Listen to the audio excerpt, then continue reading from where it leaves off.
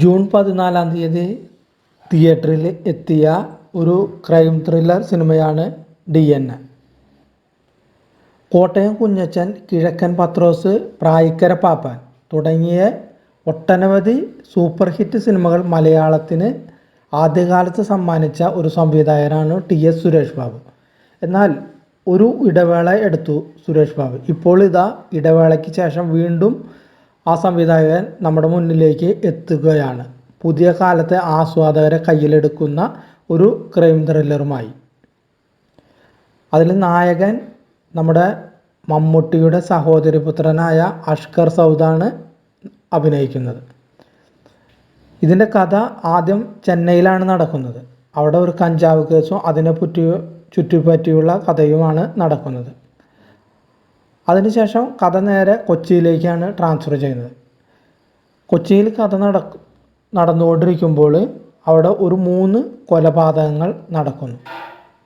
അത് ഒരു വെറും കൊല എന്ന് പറയാനായിട്ട് സാധിക്കില്ല. അത്രയും ബ്രൂട്ടലായിട്ടുള്ള കൊലയാണ് നടന്നത്. ക്രൂരമായി കൊല്ലുക എന്നൊക്കെ പറയില്ല, അതുപോലെയാണ് കാണുന്നത്. അത് നെഞ്ചിടിപ്പോടുകൂടി അത്രയും സഹിച്ചുകൊണ്ട് മാത്രം നമുക്ക് കണ്ടിരിക്കാനായിട്ട് സാധിക്കും. അത്രയും ബ്രൂട്ടൽ കൊലപാതകമാണ് നടന്നുകൊണ്ടിരിക്കുന്നത്. അപ്പോൾ ആരാണ് കൊലയാളി?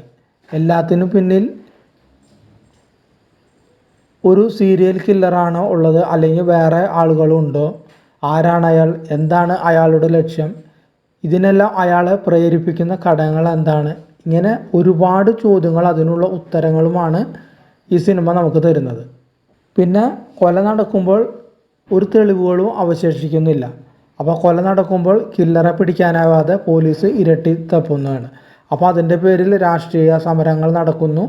അങ്ങനെ കഥാഗതി തിരിഞ്ഞുകൊണ്ടേ പോകുന്നു. അപ്പോൾ ഈ കൊലയാളിയുടെങ്കിലോ ഇരയോട് ഒരു കമ്പയും ഇല്ലാതെ, ഒരു അനുകമ്പയും ഇല്ലാതെ വേദനിപ്പിച്ച് കൊല്ലാക്കൊല ചെയ്ത് ആ കൊല ചെയ്യുന്ന ആ ക്രൈമിൻ്റെ ദൃശ്യം ചിത്രീകരിച്ചിട്ട് പെൻഡ്രൈവിലാക്കി അത് കൊല ചെയ്ത ആളുടെ ശവശരീരത്തിൽ തന്നെ നിക്ഷേപിക്കുന്ന രീതിയാണ് കില്ലറോട്. അങ്ങനെ ആ കൊലയാളിക്ക് പെൻഡ്രൈവ് കില്ലർ എന്ന പേരും വന്നു. ഒരു പഴുതും ബാക്കി വയ്ക്കാതെ 3 പേരെ യമപുരിക്ക് അയച്ച കൊലയാളിയെ തപ്പി സിറ്റി പോലീസ് കമ്മീഷണർ റേച്ചൽ പുന്നൂസും കൂടെ പോലീസുകാരും ദിക്കറിയാതെ നിൽക്കുമ്പോൾ അവസാനത്തെ കൊല ചെയ്തിട്ട് ആ ബോഡി ഈ കേസന്വേഷിക്കുന്ന അന്വേഷണ സംഘത്തിൻ്റെ കാറിൽ, ഒരു പോലീസുകാരൻ്റെ കാറിലാണ് നിക്ഷേപിക്കുന്നത്. അപ്പോൾ പോലീസിന് മൂക്കിന് കീഴിൽ നടക്കുന്ന അസാധാരണമായ കൊലപാതകങ്ങളുടെ ചുരുളഴിക്കാൻ കഴിയാതെ നിൽക്കുന്ന പോലീസിന് മുതിർന്ന പോലീസുകാർ 24 മണിക്കൂർ മാത്രമാണ് പിന്നെ സമയം അനുവദിച്ചിട്ടുള്ളത്. അപ്പോൾ കൂടുതൽ തെളിവിനായി കമ്മീഷണർ റേച്ചൽ പുന്നൂസും ഓടി നടക്കുകയാണ്. തുടക്കം മുതൽ അവസാനം വരെ ബോറടിപ്പിക്കാതെ പ്രേക്ഷകരെ പിടിച്ചിരുത്താനായിട്ട് DN എന്ന സിനിമയ്ക്ക് കഴിയുന്നുണ്ട്. സീരിയൽ കില്ലർ ഓരോ ഇരയെയും കൊലപ്പെടുത്തുന്ന രീതി കാഴ്ചക്കാരുടെ ചോര മരവിപ്പിക്കാൻ പോകുന്നതാണ്.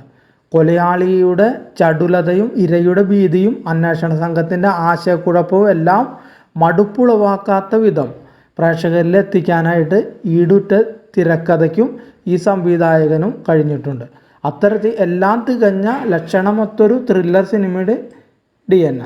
പരിചയസമ്പന്നനായ TS സുരേഷ് ബാബു എന്ന സംവിധായകനിൽ പ്രേക്ഷകരുടെ പ്രതീക്ഷ വീണ്ടും ആവോളം ഉയർത്തുന്ന ചിത്രമായി മാറുകയാണ് ഈ സിനിമ.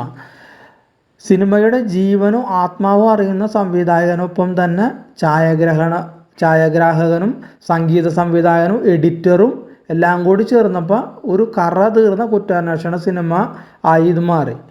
ഇതിൽ റേച്ചൽ പുന്നൂസ് എന്ന കമ്മീഷണറായിട്ട് അഭിനയിക്കുന്നത് റായലക്ഷ്മി എന്ന നടിയാണ്.